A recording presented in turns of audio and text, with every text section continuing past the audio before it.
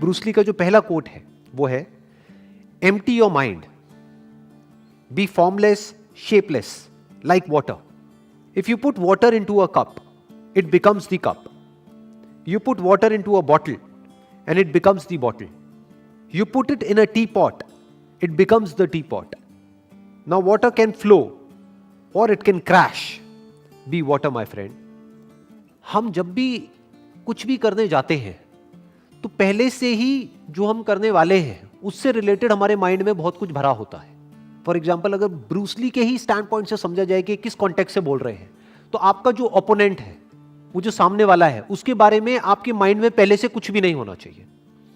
पहले से pre conceive notions नहीं होने चाहिए, क्योंकि हो सकता है पहले से जो आप सोच करके जा रहे हो वो बंदा अपना स्टाइल ही चेंज कर दे.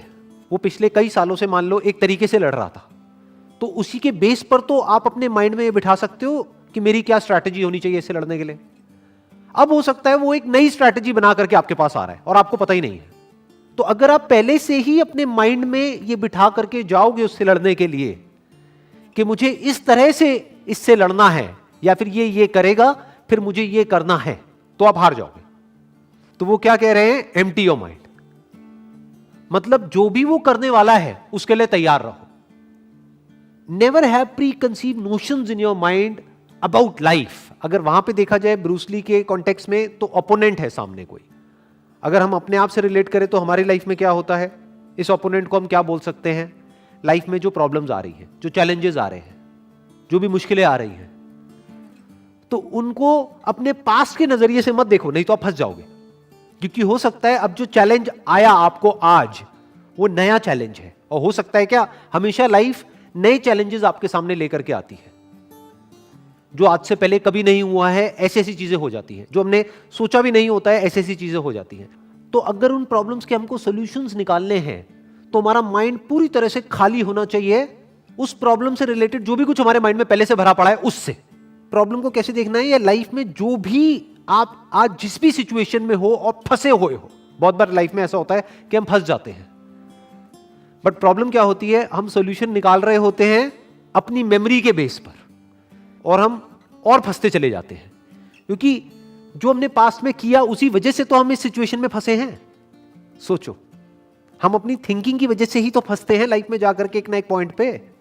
किसी बंदे की थिंकिंग ठीक नहीं थी, इस वजह से वो जो काम कर रहा है, मान लो कोई बिजनेस कर रहा है और उसमें सक्सेसफुल नहीं हो पा रहा है, बट वो अपनी उसी थिंकिंग के बेस पे उसका सॉल्यूशन निकालना चाहता है. कभी नहीं निकाल सकता, इम्पॉसिबल.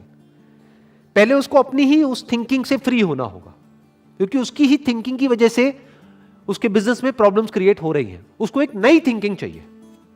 अब नई थिंकिंग मतलब क्या, कि कुछ भी नया सोचने लग जाओ, नहीं. जो प्रॉब्लम आ रही है उस प्रॉब्लम को एज इट इज देखना है, उस प्रॉब्लम के साथ में एक हो जाना है. जैसे पानी जिस रंग में डालते हैं उसी रंग में एक हो जाता है. पानी को जिस कप में हम डालते हैं वही फॉर्म ले लेता है. यही बात यहां पे कही जा रही है. यानी कि आप एक हो जाओ लाइफ में जो भी आपको प्रॉब्लम आ रही है उसके साथ में.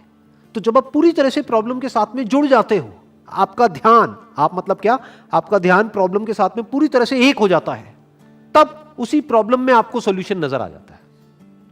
पानी की क्या खास बात होती है कि सामने जो भी सिचुएशन होती है उसके हिसाब से एक्ट करता है. अगर रास्ता नहीं है तो रास्ता बना लेता है. रास्ता छोटा है तो पानी छोटे से छोटा हो जाता है. अगर मान लो रुकावट बड़ी है तो पानी फुल फोर्स के साथ आता है और किसी भी तरीके से उसको तोड़ता हुआ आगे निकल जाता है. तो पानी is softer then the softest and harder than the hardest, and not और. ज्यादातर लाइफ में या तो चीजें हार्ड होती है या सॉफ्ट होती है. पानी की क्वालिटी क्या है, it is lighter than the lightest, softer then the softest and harder than the hardest. कि पानी अगर अपने पे आ जाए, जैसे कि सुनामी आती है, तो बड़ी बड़ी बिल्डिंग्स भी उसके आगे नहीं टिक पाती है. और ऐसी ऐसी जगहें होती है जहां से कि निकलना नेक्स्ट टू इम्पॉसिबल होता है, लेकिन वहां से पानी निकल जाता है. क्यों? क्योंकि it is flexible, it is softer then the softest.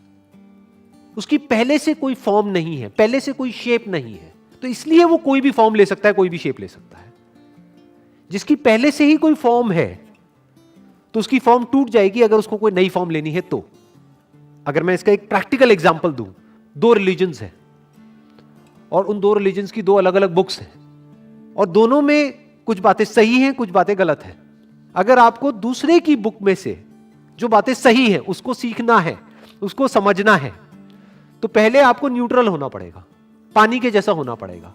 जो दोनों रिलीजन्स में से एक रिलीजन को ही पकड़ करके बैठा होगा स्ट्रांगली, तो वो अपने ही रिलीजन्स की कमियां नहीं देख पाएगा।